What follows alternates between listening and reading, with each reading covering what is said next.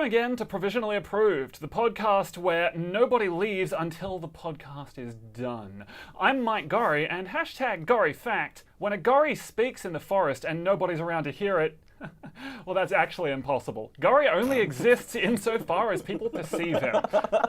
Sitting here with me tonight is... Jess. And I'm Alex. Alex, we haven't had you on it's first time on Provis before. Indeed, yes. Yeah, tell us a little bit about myself. yourself. Wow, where do I begin? I'm fourth-year arts law student at Monash, majoring in film in my arts degree, and I've got a real interest. And look at this! Look at all these cameras. This is great. So film and law. That's it's very strange. Yeah, I know. Is that a combination that you're planning on sort of putting together at the end of it? Well, ideally, yeah. Well, I wanted to do a media law subject actually this semester, and I get a nasty email from Monash telling me, unfortunately, Mr. Norrish, your media law cannot be done at all in 2016. We're cancelling the unit. So I'm like, oh, okay. Thank you so much. So I'll have to wait to put it all together, yeah? Damn. Yeah, I know. Yeah. Sorry, getting through the stammer. It's a work in progress. So basically, that one linking subject is sort of they're taking that out completely. Yeah, until 2017, hopefully. Oh, okay. So they are bringing it back. Yes, stick around. Yeah, let's get me some more HexNet. Yeah, that's great. Yeah. Indeed, yes.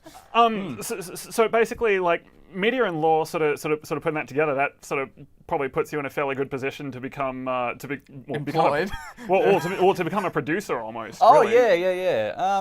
We'll see how it goes. It was either, when I chose uni degrees, it was either going to be law or architecture, and people look at me funny when I say that. But I think I need something creative, and so the film was something that I can be really creative at. So if it parlays into something more, that'd be great.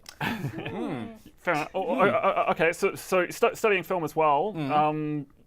Favorite films, genres, particular schools. I know, schools of thought. When you ask a film major their favorite movie, it's like, you're going to be here for a long time. No, I know. This one for this reason, this one for that reason. No, I get that all the time. Like as soon as I tell people that I'm into like producing film and making film, like all of a sudden, like the first question I get is always either what my favorite movies and directors are, or they start grilling me about, so you would have seen this movie and this movie, and if I haven't seen those specific movies, then I've lost points. Yeah. It's like, well, you get that, okay, that brush off. If I can't immediately list like 10 directors off the top of my head, it's like, no.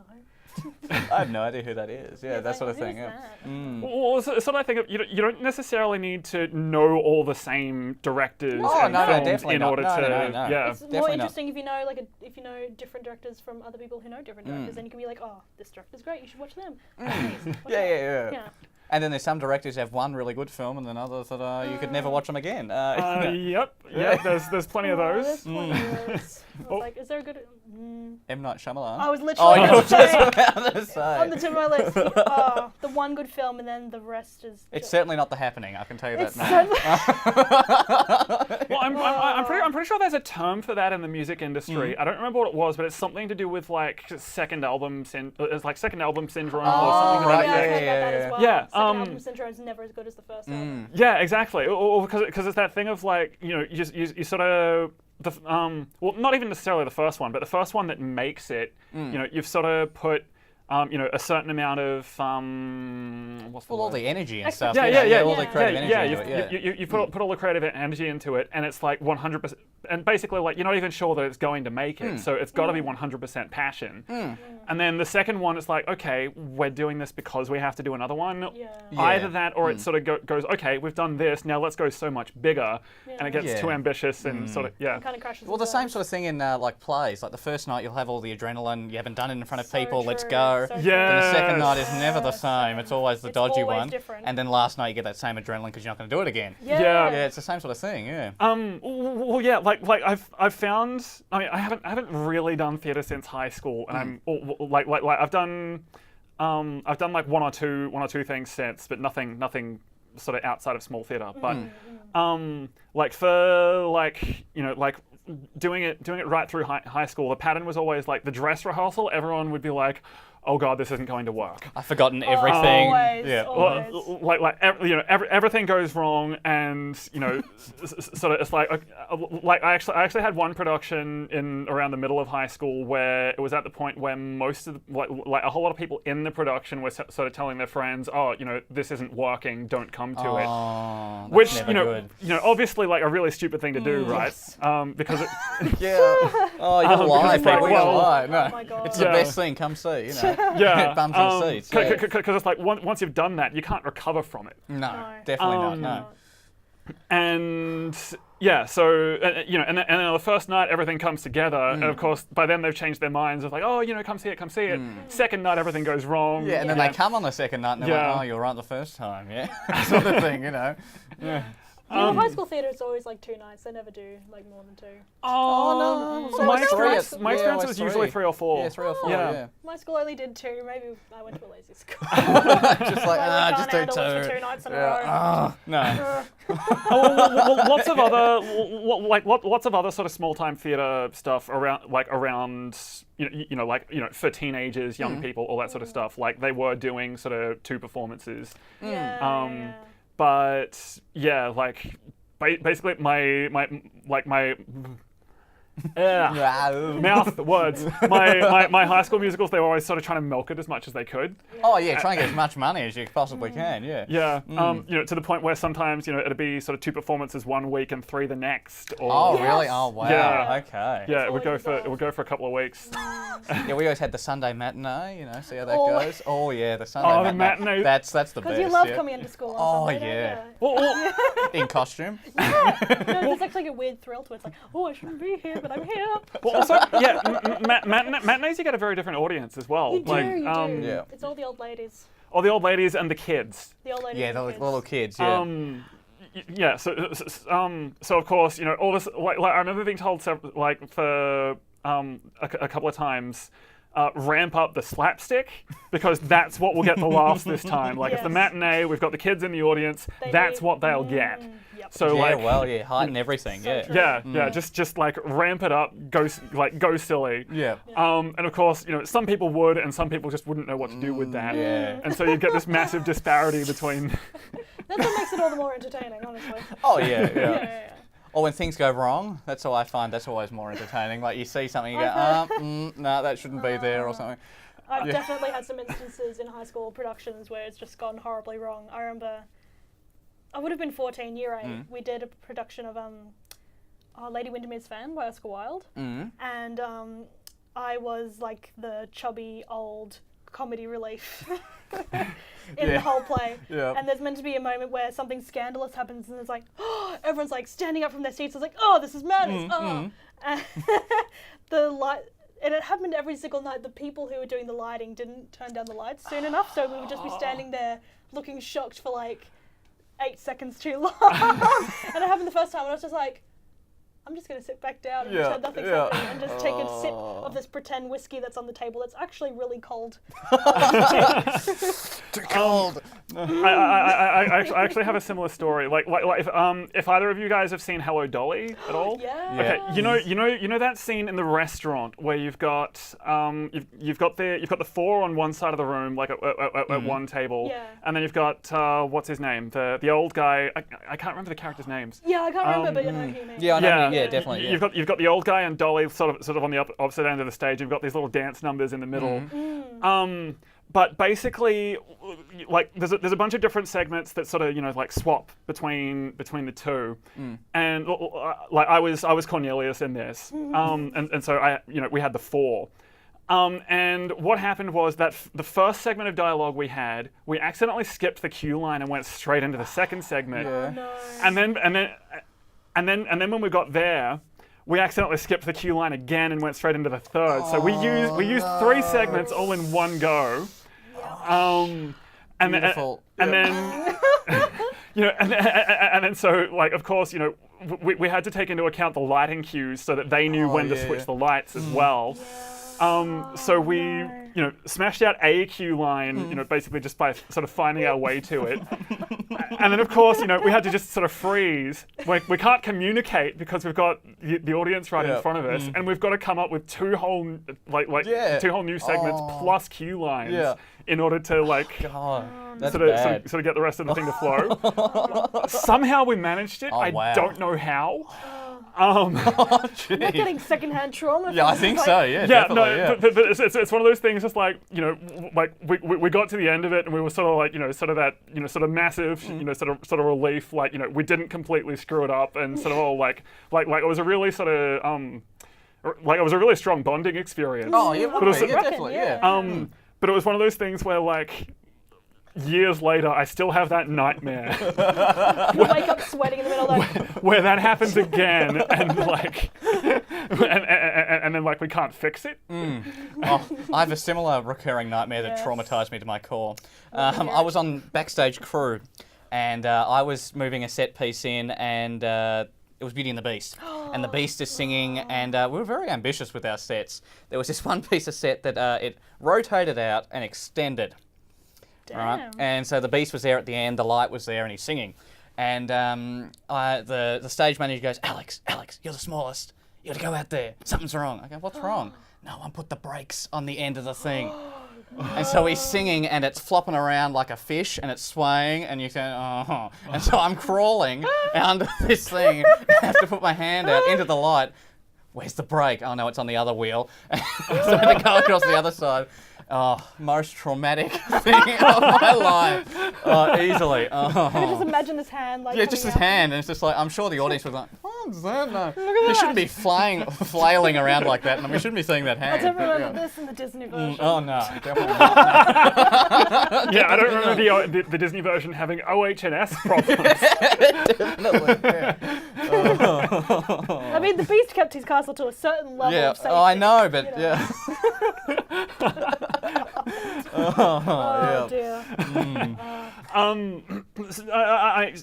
Okay, so theatre and musicals. We've got plenty of those. I'd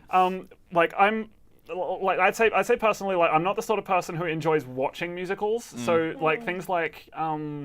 things like the Les Mis movie that came out. When did that even come out? Last year? 2000 year before? It must have been the year before. It was 2012 12? or 13. Yeah, I would say 2012, I reckon. 12, Year 11, I think. You can fact check us. Just put the actual year over the top. Yeah, that's right. Yep.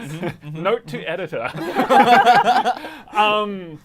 But this comes back to the whole sort of telling people you're a filmmaker thing.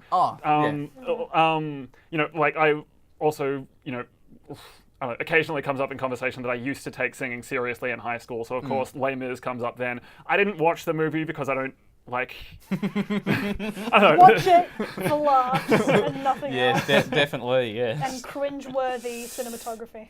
Cringe-worthy cinematography, okay. And inappropriate sound effects. Okay. You know the scene I'm talking about? Yeah. I only ever watched it once. I don't know. Well, obviously I've watched it a few more times. How many times did you watch it? No, just 3 or 4. No. That's 3 or 4 times too many. Yeah, I know, definitely. No. Yes. Now there's this one scene where someone jumps off a bridge and there's this crack which sounds comical. It shouldn't be that loud or that cartoonish. Wait. Potential spoilers. I didn't say who was jumping off the thing. Is it Javert? Oh, spoiler. Yes, it was Javert, yeah. Spoiler from a classic French novel that's been out for many several years. Yes. Thanks, Victor Hugo. Yeah, thank you. Spoiler alert, Javert. Yeah. It was so cartoonish. It was not. I it was remember funny. it now. I was like, yes. Well, because isn't he supposed to jump off the bridge into a river? Yeah, and yet we still hear this crack. Yeah. Like, what? You did a pretty good rendition. I'm not gonna lie, though. The whole. Yeah, it's that sort of I was actually in the. The sound guy must be loving all this. I was in the Foley studio for that production, and I was doing all the sound effects. There you go. Yeah. You just hear this person doing a. Yeah, pretty much. That was great. Well, go. Yep. Yeah, it's all right. We'll fix it. We'll edit it and put some We'll fix it in effects to post. it. We'll fix it It'll in be- post. It'll be fine. That's the one thing I don't want to hear ever. I hate I'll that. fix it in post. We'll fix it in post by re-recording it. It'll be fine. That immediately, Very much so. Yeah. that sentence immediately makes me angry. We'll fix it in post. Definitely not. No. There are surprising amounts of things that you can fix in post, and surprising amounts of things that you can't. Yeah. That's very true, actually. Yeah. That thing of like, yeah, if you one thing that happened, or that's that we're dealing with on the Ascenders at the moment. Now that we're in post production, is that Nice plug, by the way. But yeah, go on. very- I'm plugging my own show here. It's coming.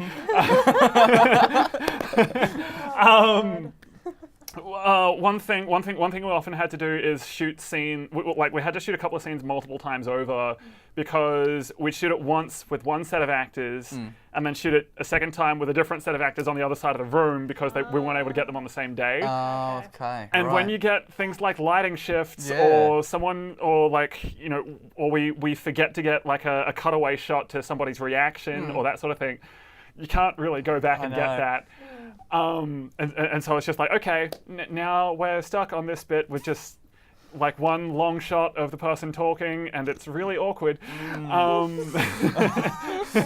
Yeah. Oh, yeah. And 9 times out of 10, that person is me. Just keep on talking. Keep on Keep going, which keep is going. fun, because I don't like watching myself. Yeah, no, I won't be watching this back. No. I've never watched any of the episodes I've been in. No, well, like the first time I was a cinematographer, talking about can't take things back, I was a cinematographer, I was still working out white balance and that sort of thing. And we got to post, and one of the first shots I took was in Flinders Street, the horse and cart, and the overexposed horse's rear end. And I was just like, it should not be accentuated. It's what we did. That's not right. So we had to go, and then we didn't have access to the camera anymore because we hide out the camera. And so we just had to get a little SLR and take photos of it. And I go, we'll go real artsy. We'll take like 4 or 5 shots, and then we'll just splice them together and make it go all artsy. I think the teacher liked it. Yeah. Inventiveness. I think. Just. No. Well, I suppose it's different when you're doing stuff for a course, because it's like there's a lot more that you can get away with. Oh, in yeah, terms definitely, of, yeah. like, For sure. Just come up with some rationale for doing it that way. yes. Yes. Yeah. But it's like sorry, I really need to pace my words a little bit better. That's all right. But it's sort of when you're sort of trying to go beyond that a bit, as soon as you say, as soon as you say in hindsight, we'll sort of paste this explanation over the top and it'll be artsy, or even just sort of doing that post hoc rationale for it, I know. something's gone wrong. Unless you're going full art house. That's the only way, just go full art house. Like that shot that was completely out of focus. Art house. That scene where I didn't take the lens cap off. Art house. That scene where we just focused on a horse butt. Yeah, overexposed horses.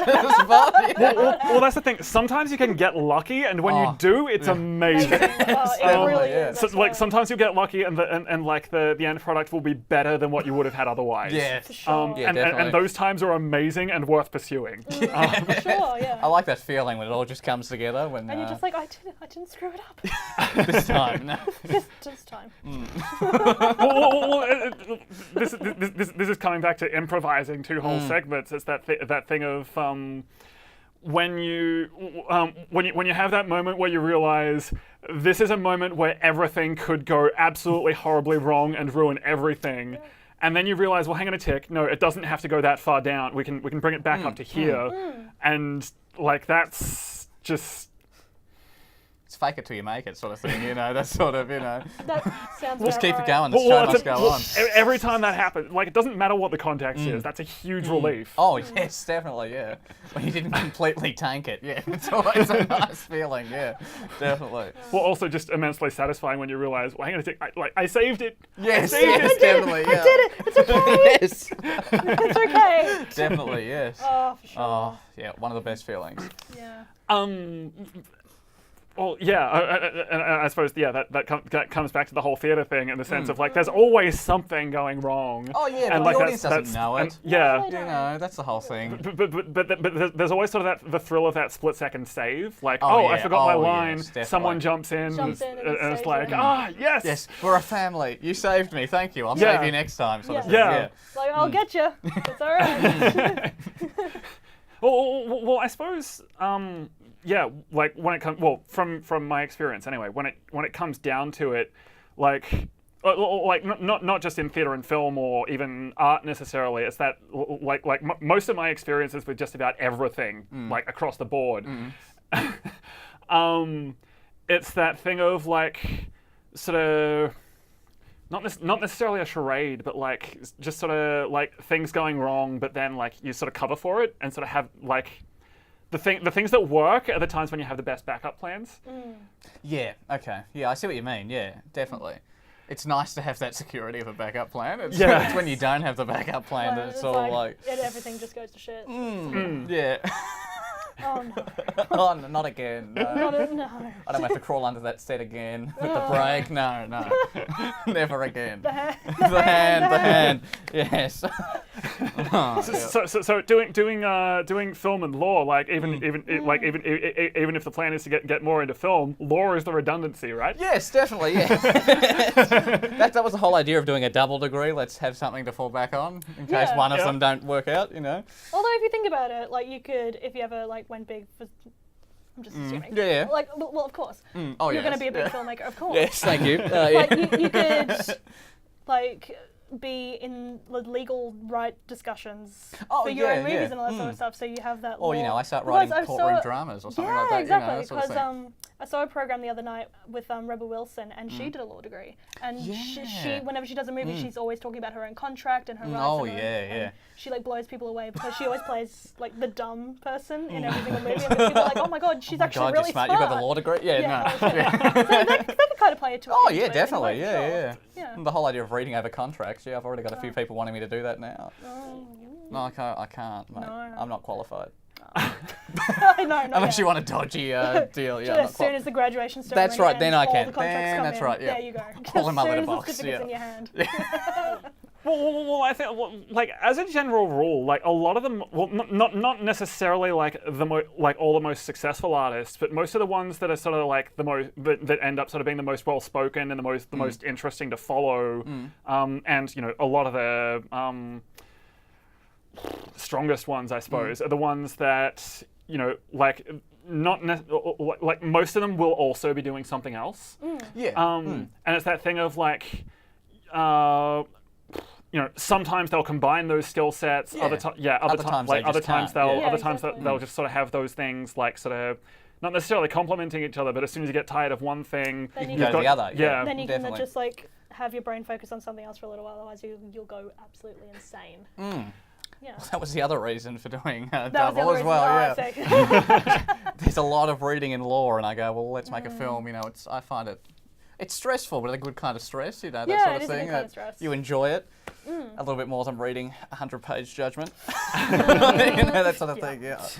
Well, at the moment, like I kind of find I'm sort of regretting a little bit not going into not going into the sciences rather than the arts in terms of my academic career at the very least.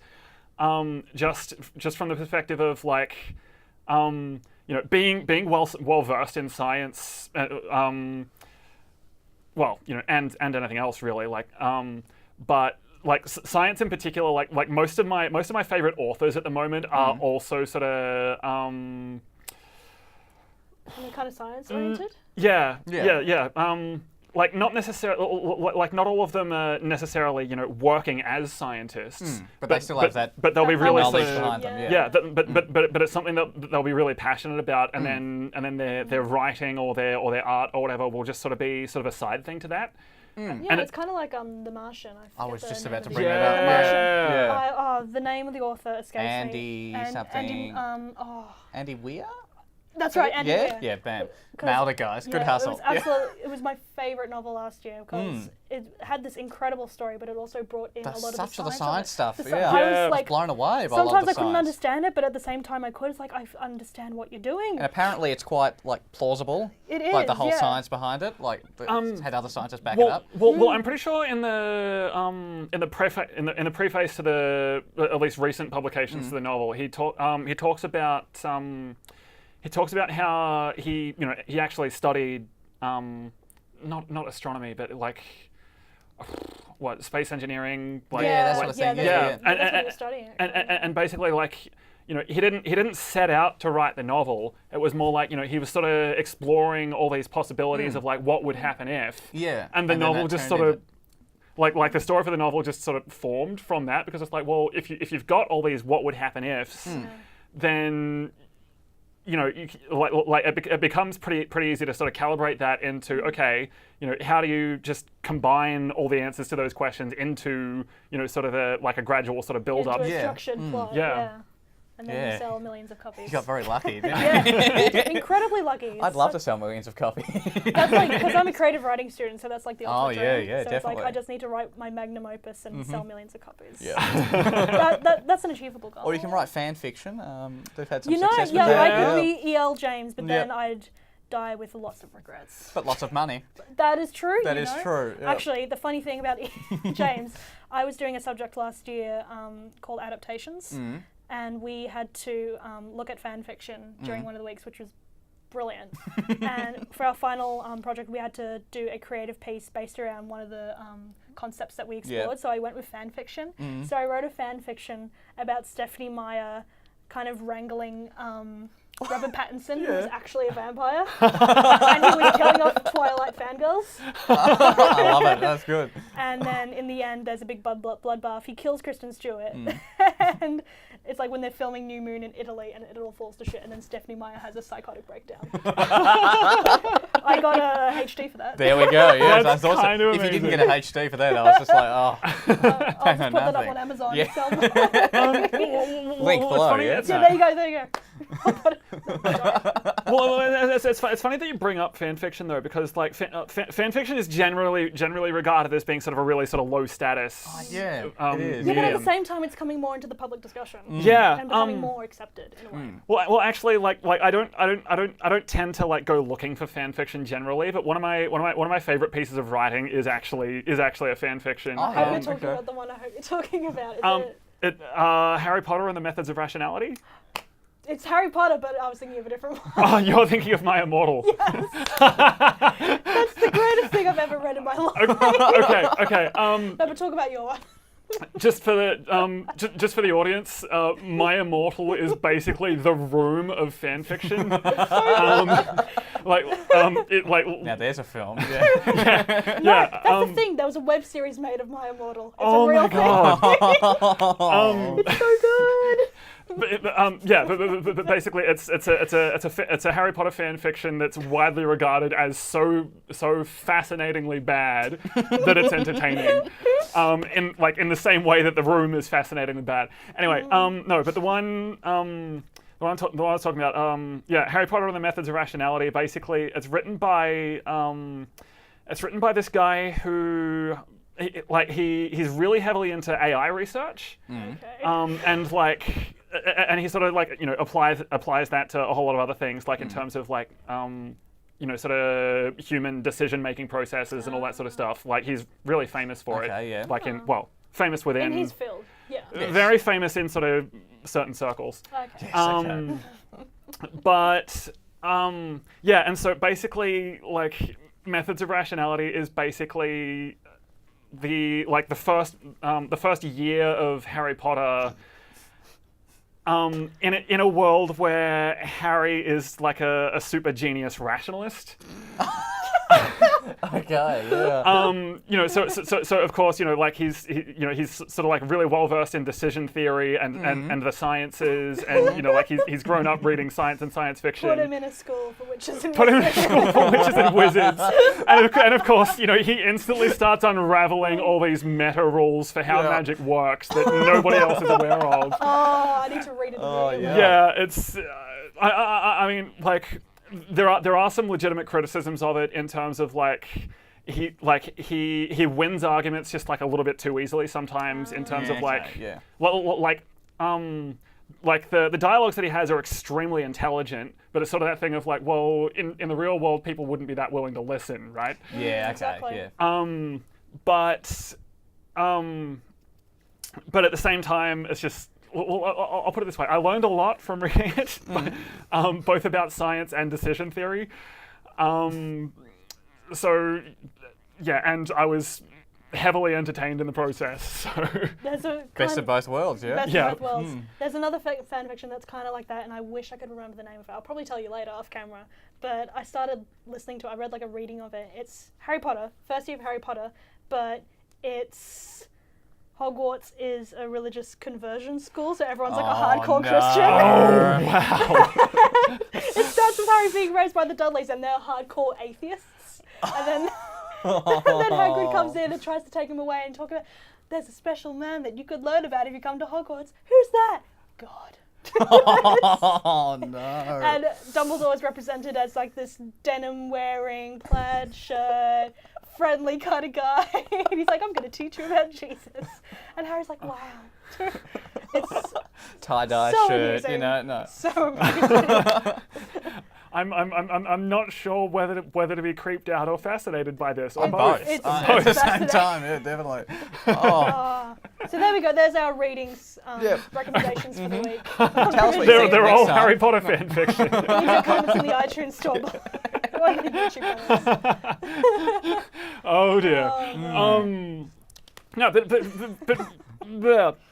but I mean, it's sort of that thing of like, it's kind of amazing how many people are sort of making their name through mediums that were sort of that at least sort of were sort of viewed as sort of being really low status. Oh yeah. You know, things like fan fiction, like like YouTube, for example, which you know, obviously, you know, it's not the same thing as being on TV or in film or in, you know, like on the big screen, but who cares? It's you know, it's still a career in itself, and it's Exactly. it's one that works for, well, I don't know how many people, lots of people. Lots and lots of Quite a people. few people, yeah. But even you got the whole idea of like, you know, the golden age of TV, these big movie stars coming to do TV. Yeah. You know? Yeah. Exactly. TV long ago was considered as sort of like the ugly duckling. Yeah, Let's just sort of shove that in the corner and now then it's leave it. completely changed. Yeah. Yeah. So, you know, things do change for the better. Well, I'm sort of curious as to like what theatre's actual status is now, because Yeah. I know there are some circles where it's sort of seen as like the highest form of the art. Yeah. But at the same time, like, there's a lot of pretentious theatre out there. Oh, There is oh, so- that is an understatement if There's a ever I lot. heard one. There is so much. Especially here at RMIT, because I had a play in the Snatches. I was talking to you guys about this before, but I'm talking about it now. In the Snatches show, which was part of the Melbourne Fringe last year, and I had a play in it, and I went and saw it and teared up a bit. I was so proud.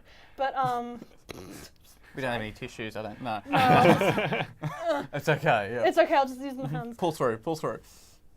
And just seeing there is a lot of pretentious stuff coming out of, especially student theatre. Oh, that's, yeah, that's yeah. like the crux It's of like it. they're churning out these pretentious people. Oh, it's like, Some of them, To an extent, that's true, because like because pretentiousness is awarded status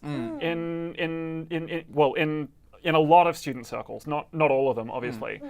But it's sort of that thing of like particularly at that stage when you're fresh out of high school, it's really difficult to tell the difference between somebody who's actually really intelligent and somebody who signals intelligence. Yeah. yeah. And so, you know, people learn to signal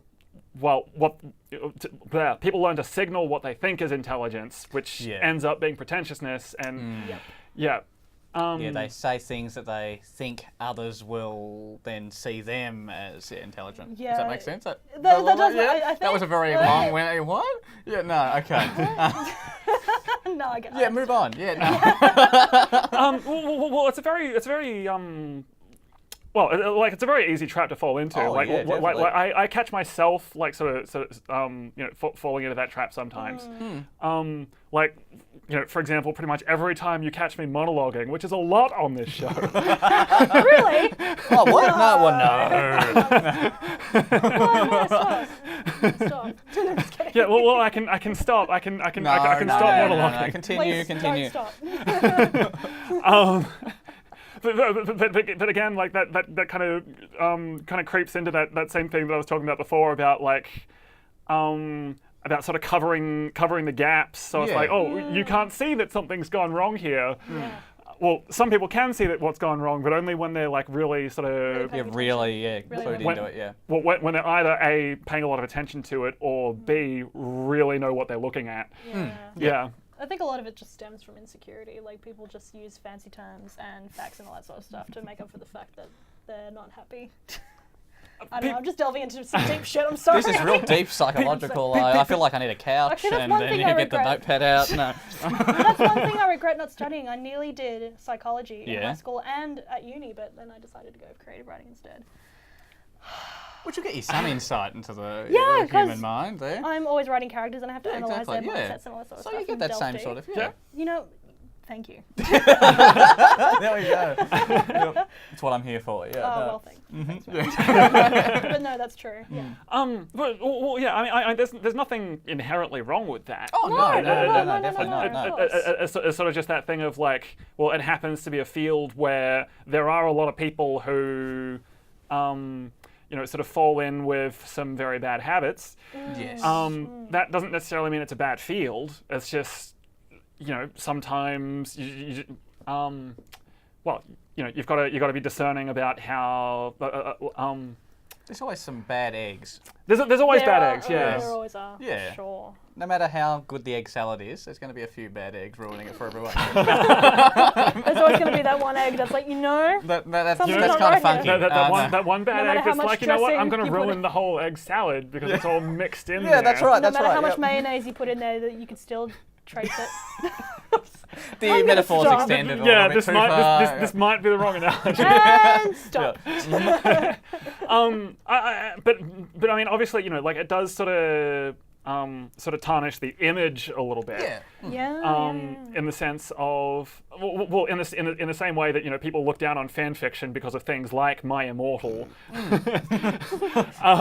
No, but now it's so different now because My Immortal is actually being studied in literature programs in America. No. It's required. Because I read a whole big article about it and it was so fascinating. Like, these academics are actually trying to find out who wrote it because it's a mystery who actually wrote My Immortal. So academics are like talking about who the possible candidates No who one could wants have to put written their it, name to all the online evidence and all that sort of stuff, and pinning it down to these girls who put up a video and tracing back the history through the internet. It's fascinating stuff. Like, genuinely, it's like a whole big mystery. Well, see, I feel like it's that sort of thing where, I would almost expect the answer to that question to be, oh, it turns out it was Tommy Wiseau. Oh God, Tommy. I would not be surprised if it was Tommy Wiseau. Oh, hi, Draco. Oh hi. Oh hi. Oh hi, Harry. Good doggy. No. How is your sex life? I saw the other day that they're actually making a film of the making of the Yeah. I'm first in I'm line looking for that. very forward to that. I want to see that. So I'm do bringing I, my yeah. plastic experience. No, actually, there's this, like the only time I've actually encountered this theory was from XKCD, but which is a webcomic for those who aren't aware of it. One of those scientist artists that I was referring to before, I've lost my train of thought now. No, basically one of those which sort of illustrates like this this scenario. Well, not a scenario. This thing that happened a few decades ago, where someone hijacked a plane for like ransom money, and it was this guy who had sort of some weird sort of affected speech patterns. Okay. took a whole lot of money, leapt from the plane, and vanished. Oh, yeah, I know the guy. Nobody ever found him. Oh my god. Yeah, And then- this was in the 70s or something, wasn't it? Yeah, something like Really? that. And then a decade or two later, Tommy Wiseau shows up. Oh Getting no! his money comes from nowhere. His past is a complete mystery. No, it can't be my that guy. He No. has an What's the affected guy's pattern name? of speech and matches the description in almost every other way. Like physical description of the person? Oh my god. My DB life has Cooper been is the changed. guy's name. What? DB Cooper's the guy who jumped out the plane. Oh, That's yeah, his yeah, His name. yeah, That was okay. the name that he wrote in the ticket Oh my when he got on the plane. So I'm just Conspiracy. gonna be. so basically, like I don't know like how strong the evidence is on that, or whether there's I strong really want to counter believe evidence, it now. or what. I'm gonna be telling but- people that. This is X-Files level. Oh, it is, isn't it? Oh my god. He is out there. That's the next new Oh, X-Files yeah, there we episode. go. It's just Okay, Ross. right, yeah. Tommy Wiseau, where did he come from? Where did he go? He did not jump from the plane. He did not not. jump. He He did did not. Oh, hi, Mark. Oh dear. Let's all get in tuxedos and throw a football around. Yeah. Everybody liked to play football. Yeah.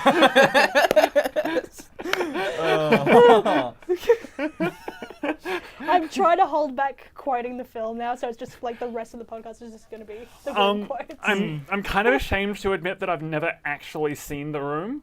I've seen What? a few scattered scenes from it. I've watched the Nostalgia Critics review of The Room. Yeah, I feel like I've- we all have, yeah. And that was my first introduction. That was I'm your like, intro, wow. yeah. Okay. Yeah. Well, yeah, like so I've seen reviews of it. I've seen commentary about it. I've seen like a few scenes of it, like a few of the iconic scenes, like the "Oh hi Mark." I love that they're iconic, but yeah. Yeah. Well, the whole I know, movie's the whole iconic. movie's It's iconic. iconic. And of course everybody betray me. I fed up with this world. I feel like this one. I don't care anymore.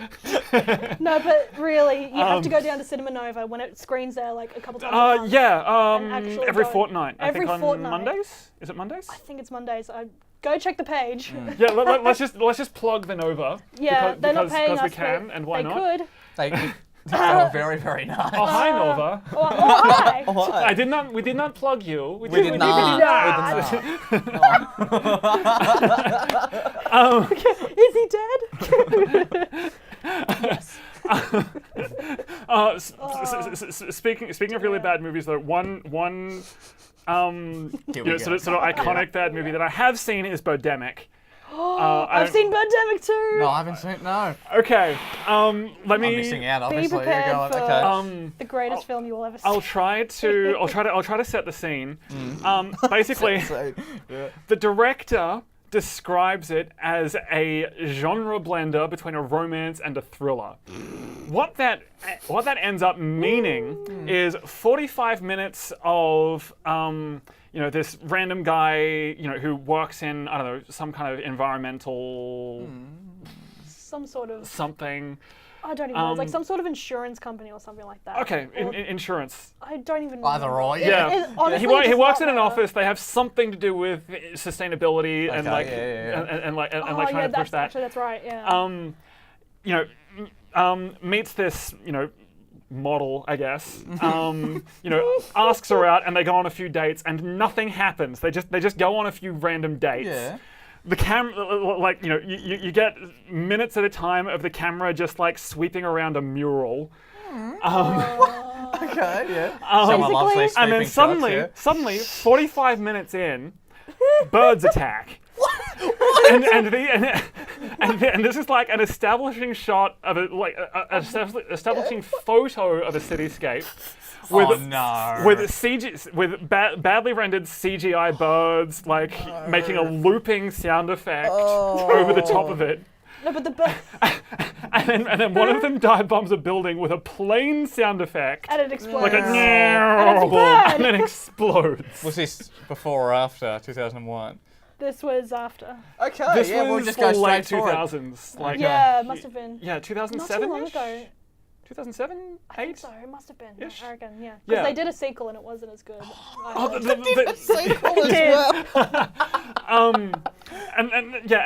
and so basically, like, that's basically it. Birds start attacking. It's like he chocks the birds. They But, try to escape from the birds and just sort of get further out into the country, and then just like they encounter a few random scientists and like people who are sort of hiding out from civilization who basically just go, "Damn global warming." Yeah, it's basically Alfred. And then they drive away. It's basically Alfred Icebergs Hitchcock's. are melting. It's Birds basically are Alfred riding. Hitchcock's The Birds, except Yeah. with an environmental twist and really bad animation. No, I didn't think it needed that. To be honest with you. Yeah. There is one interesting sort of little world building thing to notice about it, and that's that the fact that birds always attack people as they're harming the environment. So as in they're driving along in the car, someone gets out to go to the toilet, and of course as they're going, bird. Yeah, bomb. Because don't do that out on the side of the road, apparently. No, it's like there's a scene where they apparently, leave the hotel with coat hangers, and they're like, "Oh yes, no, here they coat hangers. come!" And they're just like flying in front of them, and they're like, Oh, coat hangers. Yeah, I'll have to watch this. If you want a good Saturday night, Oh yeah. get It's a my drink of Saturday night done. I glass think. of wine, Oh, maybe yes. some cheeses, room, and Birdemic back to back. you need a high tolerance for infuriating sounds to put up with 1, the birds, and 2, Tommy Wiseau's voice. Not a bad sound. Yeah, no. Yeah, bring alcohol. Makes it bearable. Yeah. A lot. Yeah. like as that sort of experience, basically. Yes. Okay. Wow. So yeah, that's so bad it's good. Yeah. Okay. Yeah. It's great.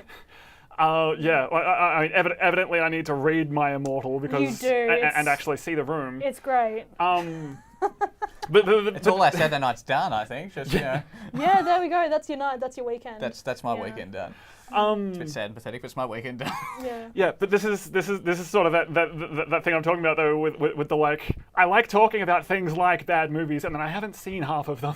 Oh. But you just need to honestly just sit down for a weekend and watch all of them so you can just revel in the joy. Prep time. Prep time. It's all about the prep time. All about prep. Yes. Although I think we have to wrap up soon. So. Oh, we do. Oh, Okay, right, that's right. I was just about to come back around to the question. What's your so come favorite back movie? Oh, shall we finish with that? Okay. Shit. Okay. I'm on the spot. I would say favorite bad movie or just favorite movie. In general. I would say one of my. There's many, but one of my favorite, and I've just started rewatching it again. One of my favorite movies is The Apartment. It's a 1960 film by Billy Wilder. He's the same guy who did Sunset Boulevard, Some Like It Hot, like those classic kind of. Oh, something like that. Oh, I love that movie. But The Apartment is probably one of my all-time favorite movies. It's about this guy who actually works in an insurance company who lets out his apartment to his superiors as like a hookup spot in the evenings, and like how he's being like, but they keep offering him like promotions and all that sort of stuff, and how he kind of like muscles out of that and all that sort of stuff. And there's also a love story. So. Oh, okay. Oh, weaved in, yeah. But it's like probably one of the most brilliantly written comedies I've ever seen, and I love it so much. So. Wow. Watch The Apartment. It's great. There we go. That's my favorite. That's the plug. plug. The IMDb page will be underneath. Page. Mine would have to be, I really love 12 Angry Men, the 1957 version, not the I 1991 version. The love that 1957, movie. it's so subtle in its cinematography, how he pans down throughout the film, and you get this sense of foreboding. It's very subtle, but if you watch it with that idea, but it's basically about there's a murder trial, and the 12 men come into the jury, and they have to discuss the evidence, and one of them's holding out, and the others all plead guilty, one's saying not guilty, and has to be unanimous for them to convict. And so it's the whole idea, him trying to convince the others, or them trying to convince him. It's really good. It's an absolutely fantastic Yes. movie. I love Not it just so because I'm a much. law student, I do I love that just film. figured. Yeah. I really just made I that just do connection. love that film But yeah, so it's, much. it's Yeah. so good. Oh yeah. yes. All right, I'm actually going to be a little bit of a pleb and Okay, and say that mine has to be Hot Fuzz. Oh, I love Which Hot is- Good Fuzz. choice. Yeah, Very which good is- choice. Oh, yes. Oh my Which god. Edgar Wright, Simon Pegg, Nick Frost. The visual comedy in that Yeah. is just So so good. it's top notch.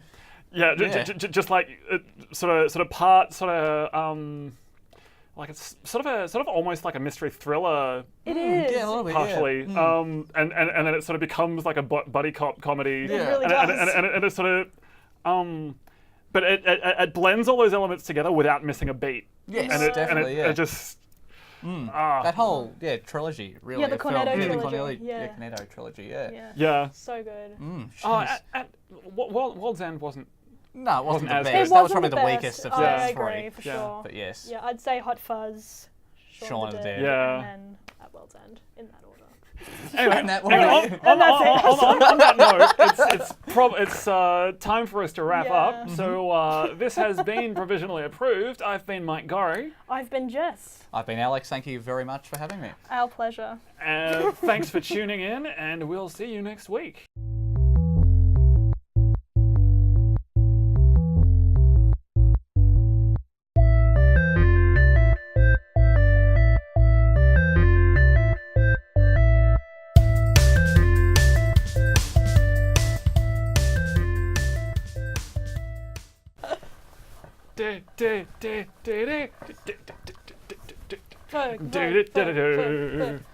If you like what you just saw, feel free to click the links here, here, and here. I have no idea which way around they are this time.